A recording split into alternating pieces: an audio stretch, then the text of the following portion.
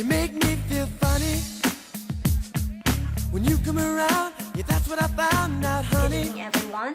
We are the Group 2 and we are here to present the mental health issues in elderly. My name is Iris and my group mates are Maria Eileen, Patience, Tracy, and Lorna. But before we start discussing our topic, let us first show you the video regarding the mental health issues among elderly here in Canada. Here it is. For more than a year, this is how Shirley Peach spent most of her time. Well, we were very close, and we did things together all the time. We pretty much lived in each other's pocket. After 2 years of devoting her life to her husband while he struggled with kidney disease, her beloved Stan died. I was just totally lost without him. I was just an empty shell. I didn't know what to do. I didn't know really where to turn or just how to put my life back together. Shirley began to isolate herself from her friends and family. She didn't want to do anything. Instead of turning for help, Shirley turned to alcohol. And once I started self-medicating, it was just a downward spiral. Like my life became an absolute train wreck. I was right off the tracks, thinking I'd never, ever be able to get back on. After hiding her addiction and depression from her loved ones for more than a year, Shirley hit rock bottom. She knew she needed help and checked herself into hospital. That's where she connected with Jenny Spring, a social worker with the Vancouver Island Health Authority's Elder Outreach Program. Spring says Shirley is not alone. An estimated 25% of seniors struggle with a mental illness at some point, most commonly depression. It's not always necessary that the people themselves say that they're having a problem so much as it is the people that look after them, spend lots of time with them, notice that they're having some difficulties. Radical changes in behavior are also warning signs that something is wrong. You might see someone who's not eating, not sleeping, or eating too much or sleeping too much. So that's it's a variation from the normal pattern. VHA has an entire department specifically for seniors with mental health issues, and it's finding great success. We have a range of newer medications that are much safer, much better tolerated, especially for the elderly. And we look at all sorts of other psychosocial programs, individual programs to try and help seniors. Those programs turned Shirley's life around. She is 2 years sober and has her life back on track. It's an illness, and any other illness can be treated, and so can that. So there's really hope, and I would please encourage people to seek out the help, like give themselves that gift, the gift of being happy and healthy. Louise Hartland joins us now. Louise, it can be difficult to talk openly about mental illness at the best of times, especially for seniors. That's right, Eric. Mental health care providers say seniors are less likely to be upfront about their struggles and talk about problems. That is something their generation shies away from. That's why it's so important for seniors to know there is help available and what they are experiencing. According to WHO, mental health illness among the elderly are often unidentified and misdiagnosed. This is because there is still stigma surrounding the mental health problems, and the people, especially the elderly, are very reluctant to seek help. According to WHO, there are 20% of adult ages 60 and above that has mental and neurological disorders. The most common of it is dementia, depression, suicide, delirium, and anxiety disorders. There are many risk factors that are involved in the mental health issues among the elderly. The first one is multiple social, psychological, and biological factors. Many older adults lose their ability to live independently because of limited mobility, chronic pain, frailty, or other mental or physical health problems, and require some forms of long-term care. In addition, older people are more likely to experience events such as bereavement, a drop in socioeconomic status, with their retirement and disability. All of these can be a factor that result in isolation, loss of independence, loneliness, and psychological distress in older people that can result to mental health issues. Mental health has also an impact on physical health and vice versa. For example, Older adults with physical health conditions such as heart disease have a higher rates of depression than those who are medically well. The third risk factor is the elder abuse. As we all know, our seniors are more prone to abuse because they are too frail to seek out for help.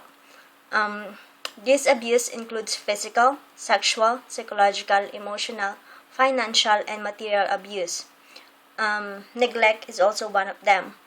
Current evidence shows that 1 in 10 older people experience elder abuse. Elder abuse can lead not only to physical injuries but also to a serious and sometimes long-lasting psychological consequences, including the depression and anxiety.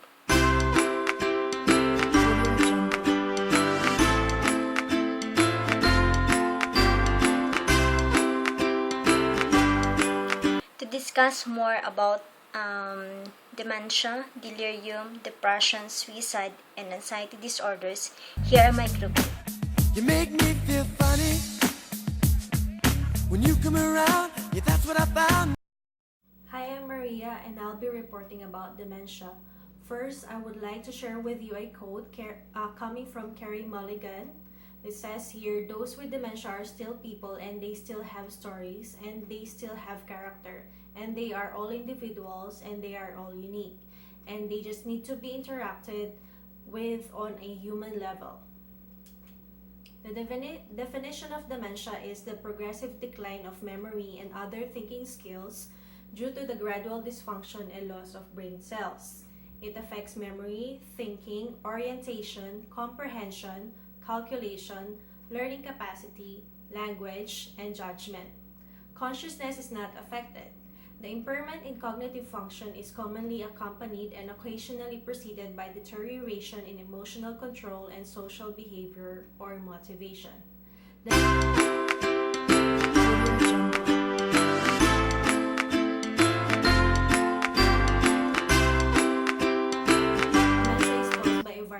Diseases, injuries that primarily or secondarily affect the brain, such as Alzheimer's disease or stroke.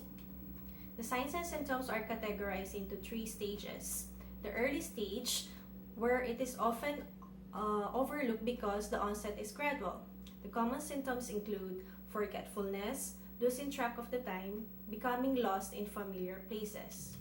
In the middle stage, the signs and symptoms become clearer or more restricting, becoming forgetful of the recent events and the people's name, becoming lost at home, having increasing difficulty with communication, needing help with personal care, and experiencing behavior changes including wandering and repeated questioning.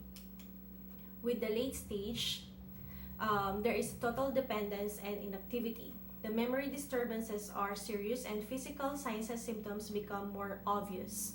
Symptoms include becoming unaware of the time and place, having difficulty recognizing relatives and friends, having an increasing need for assisted self-care, having difficulty walking, experiencing behavior changes that may also escalate and include aggression.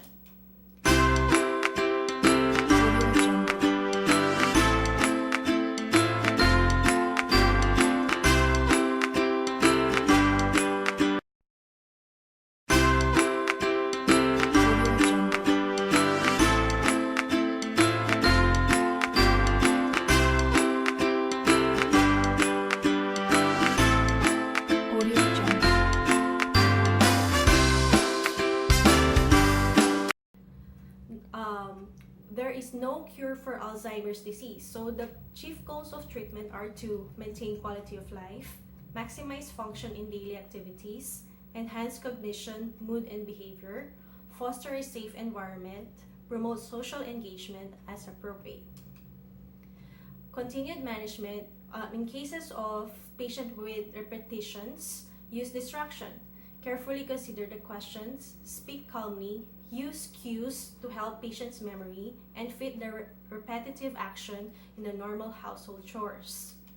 In cases of wandering, secure gates and doors. Use ID shoe tag or bracelet with phone number and address. Maintain regular routines and provide physical activities or mental stimulation. In cases of patient's anger, watch the person for signs of increasing anxiety and find the immediate cause. Respond on supportive manner, reduce noise and activity levels. Maintain consistent daily routine, avoid arguing, approach from front at the same eye level and slowly. Use distraction also, and remember, if you sense that you are in danger, leave the room and call for help.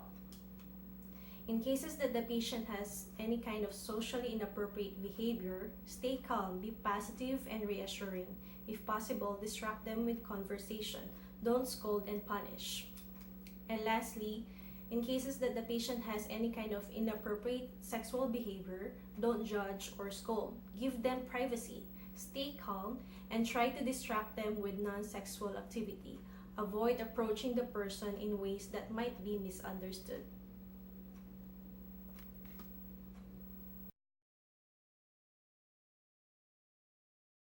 And older Americans have a suicide rate that is greater than their share of the population. One reason may be that symptoms of depression in the elderly can be subtle, and they are often dismissed as a normal consequence of growing old.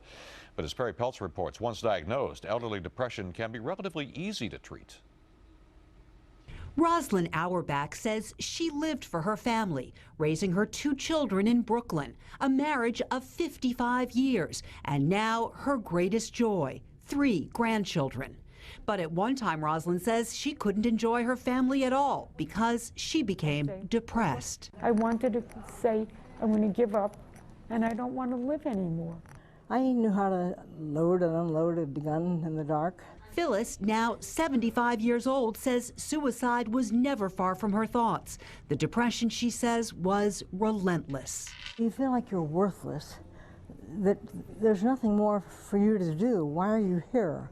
Why do you have to go on? Rosalind says it felt like there was nothing left to do. Her husband died. Her children were grown. She was sick, and she felt like the next activity in her life was death. I just was so out of it. I didn't know which way to turn. Rosalind didn't turn for help. She just assumed the depression was just another part of aging that she would live with until she died. Contrary to popular belief, depression is not a natural part of aging. Not natural and very treatable if diagnosed, but diagnosis can be difficult. Sometimes it can be tricky diagnosing depression in the elderly because very often those signs are very subtle. And if there's some early dementia and some cognitive loss, those signs in terms of diagnosing depression can be quite subtle. Subtle, but there. Symptoms include persistent sadness, feelings of worthlessness, changes in weight, tearfulness, pacing and fidgeting, and excessive worry. The good news, depression in the elderly can be treated. But first, a doctor must rule out that medications already being taken for other ailments like diabetes and hypertension are not the cause of the depression. After that, counseling and drug therapy can make a significant improvement. Life is worth living, and there's a lot of pleasure that one can derive in life, even in their 80s and their 90s. Like Phyllis, who has gone back to graduate school to earn her degree in social work, and Rosalind, who enjoys copper enameling and exercise. I put a smile on my face because when you cry alone. And that's not the way to be.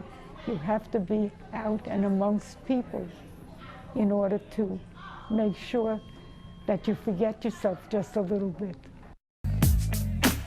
You make me feel funny when you come around. Yeah, that's what I found. Hi everyone, I'm Tracy Ann Wright, and I'll be presenting to you depression in the elderly. It is real and it's dangerous. It is also treatable. Depression is a mood disorder that causes a persistent feeling of sadness and loss of interest. It's also called major depressive disorder or clinical depression. It affects how you feel, think, and behave, and can lead to a variety of emotional and physical problems.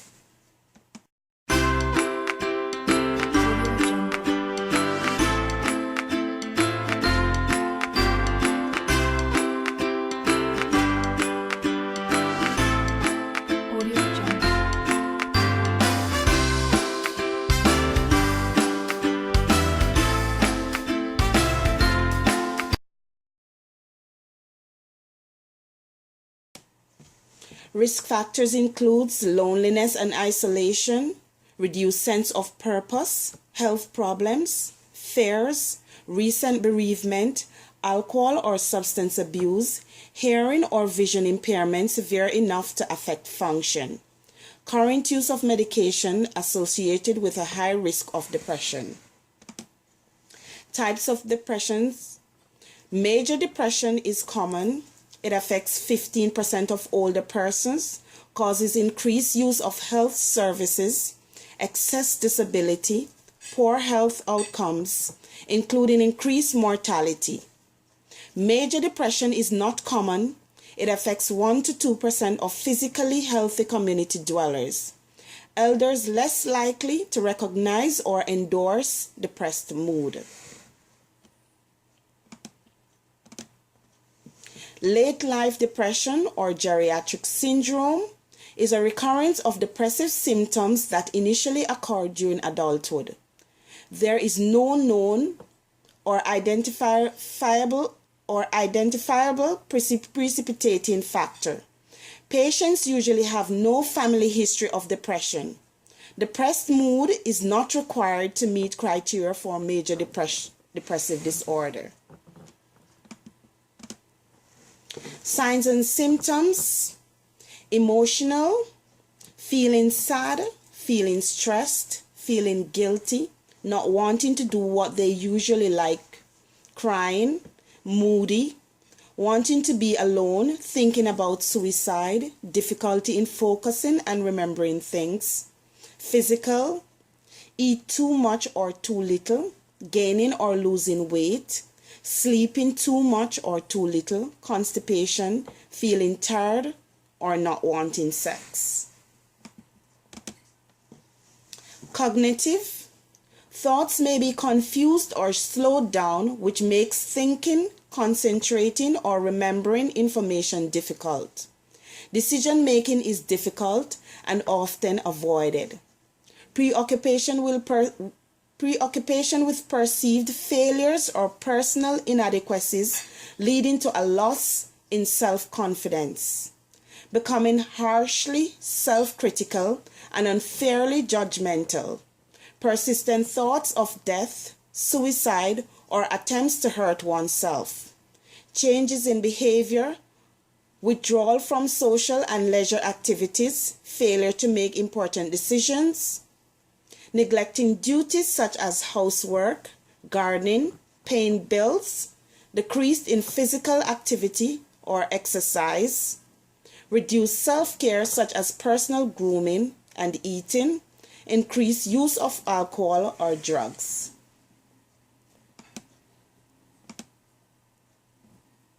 Thank you.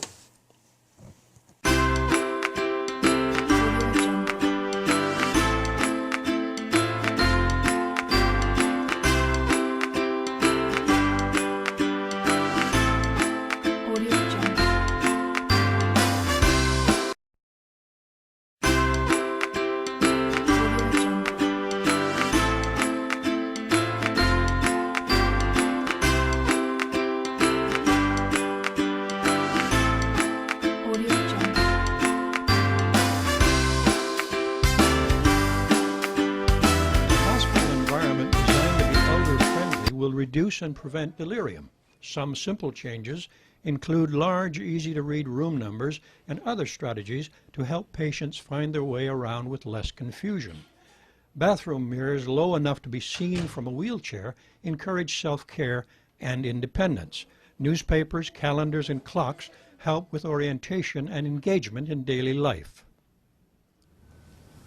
Hi, Gord. It's Donna. I'm your nurse today. Do you remember me? I've been looking after you all morning. The most important thing a nurse needs to do when she's calming a delusional patient is to be reassuring and calming. How are you feeling? Not so good? Take a minute. Wake up. To provide a restful environment with a minimal of distractions. It's lunchtime. We're going to have something to eat. The person might need to be fed because for the time being they've forgotten how to do that. We're going to sit you up on the side of the bed. And most of all, don't argue with their delusions. If they think there's a snake on the foot of the bed, all they really need to know is that you're going to keep them safe and take care of them. One of the things that we often find with our older adults, if they do become delirious, is they'll pull out their tubes. So we do not use Foley catheters. We avoid them. If a patient cannot void, we will do in and out caths. We try to get them up to a commode at the minimum and get them to void. They empty their bladder. We don't have as many urinary tract infections because the bladder is totally empty. There's not that little residual that's left there. Also, that getting up and down really helps to ambulate the patient, get circulation going, get oxygen to the brain, and keep them orientated. It's also a normal function, so we try to create normal functions. With our intravenous, we often will have an infuser plug put in, so if they do remove it, often it's not the site that we have lost, but just simply the tubing. We also try to get them hydrated quite quickly so we can get rid of that IV. Now, why don't you take a sip of apple juice while I start to open your containers for you? My name is Patience Numberi and I'm presenting delirium. Delirium is the sudden onset of altered behavior and mental status. Disorientation, decreased ability to focus and pay attention, perpetual disturbances and impaired cognition. Delirium in older adults is frequently misdiagnosed. And the risk factors for delirium include dementia, advanced age, usually more than 75 years, polypharmacy, history of delirium, chronic illnesses, and recovery from surgery. The common causes for delirium are drug toxicity, infection, pain, dehydration, acute illness, exacerbation of chronic illness, elimination problems, substance abuse, and psychological problems. And the interventions for delirium is usually to develop an interprofessional plan of care to resolve the causative factors, provide education and emotional support to the patient and family, maintain a comfortable and familiar environment, promote rest and sleep, ensure adequate fluid intake, and avoid restraint.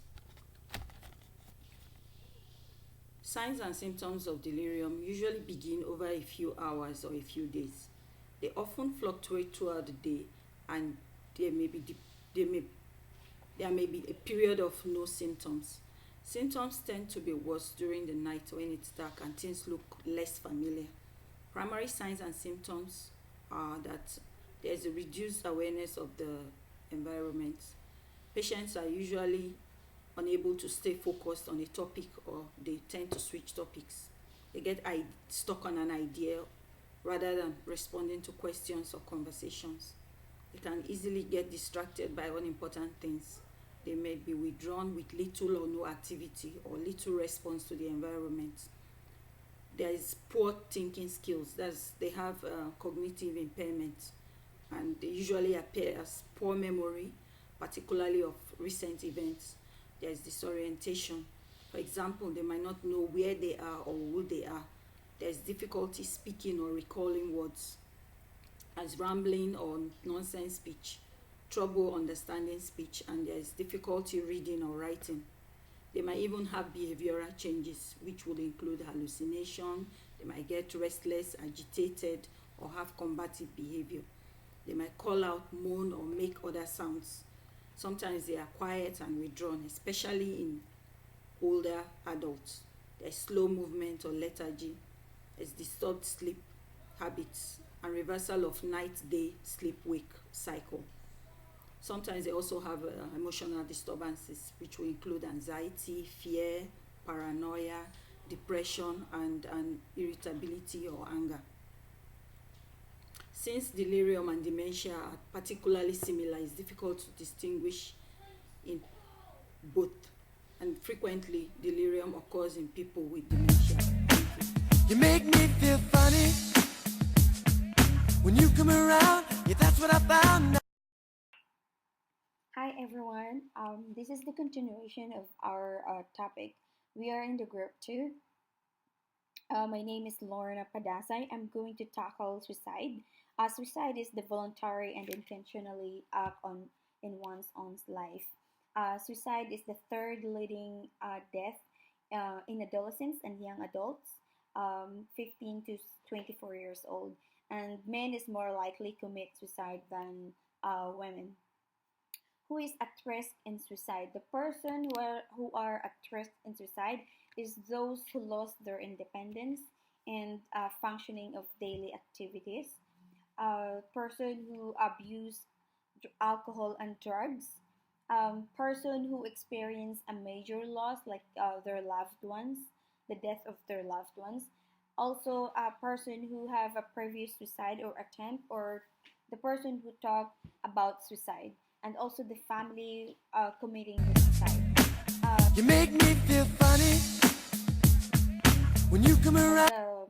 Warning signs. Warning signs of acute risk is the threatening to hurt or kill him, herself, or taking of wanting to hurt or kill himself or herself.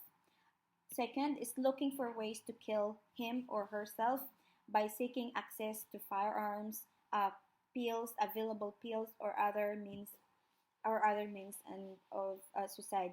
Also, taking or writing about death, about the suicide letter. For let's say, for example. Additional for warning signs is that more easier to remember: ideation, thinking and talking about death, substance abuse, purposelessness, anxiety or agitation, trapped or feeling that there is no way out, nowhere to get help, or a wish to get away from everything, from their problems. Hopelessness. In short, to make a shortcut. The other one is hopelessness and helplessness. Withdrawal, isolating oneself from those around you.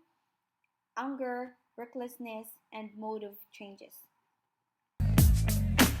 You make me feel funny when you come around. Yeah, that's what I found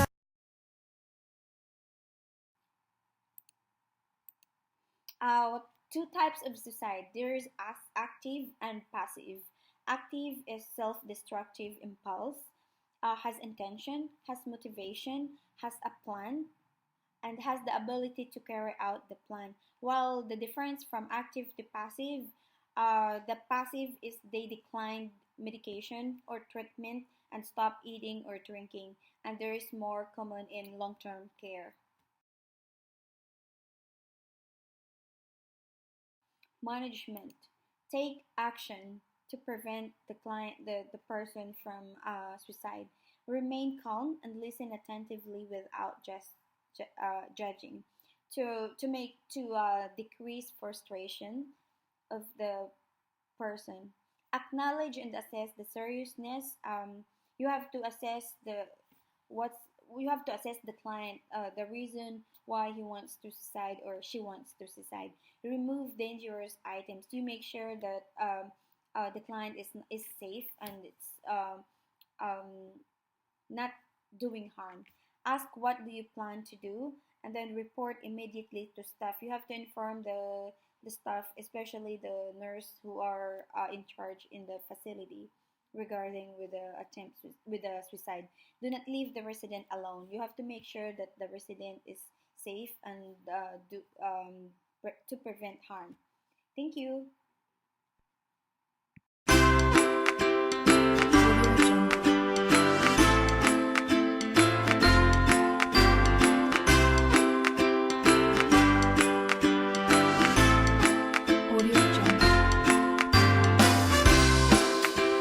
But not the least of the mental health issues in elderly is the anxiety disorders.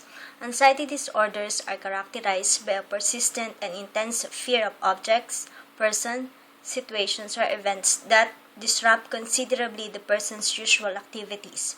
Prevalence of anxiety disorders in the elderly is high. Current research shows that between 5.5 and 10% of seniors are suffering from anxiety disorders. There are signs of symptoms. An anxious person can present one or more of the following symptoms. One is palpitation, muscular tension, feeling out of breath or being suffocated, chest pain, nausea or abdominal feeling, unsteady or faint numbness or tingling, chills or hot flashes, restlessness or over-alertness or feeling of being at the end of one's rope, difficulty concentrating or memory gap, irritability, tiredness, or sleep disturbances.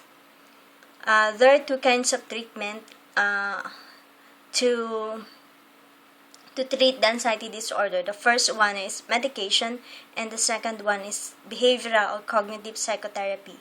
Medication is by the use of antidepressant and anxiolytics, and behavioral or cognitive psychotherapy is a form of therapy that involves notably cognitive restructuring, a strategy that is consisting of questioning the thoughts that generates anxiety in order to replace them with more realistic and less catastrophic thoughts.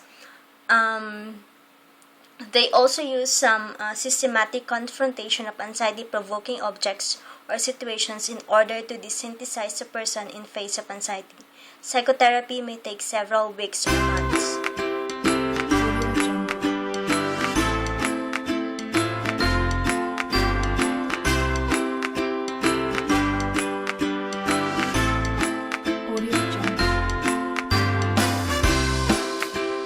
Our discussion, as a community nurse, it is our responsibility to promote mental health wellness. One of the goals of mental disorders prevention component is to decrease the prevalence of mental disorders among the vulnerable groups and individuals. We can do this by enhancing protective factors that contribute to the positive mental health in individuals, families, workplaces, and communities. Preventing or reducing the social, environmental, and individual risk factors that influence the occurrence of mental disorders. And third, reducing the incidence, prevalence, and recurrence of mental disorders as well as the severity and impact of the illness on the individuals, family, and society. There are a number of key foundations based on the literature and experience of experts in the field that are considered necessary for achieving the progress and successful outcomes. These are the recognition that mental health promotion and mental disorder prevention are complementary and distinguished through the difference in targeted outcomes, a focus on protective risk factors, support across the lifespan and at key transition points. Multidisciplinary and multi-sector collaboration is also very important in promoting mental health awareness and mental health wellness. Thank you, and good night.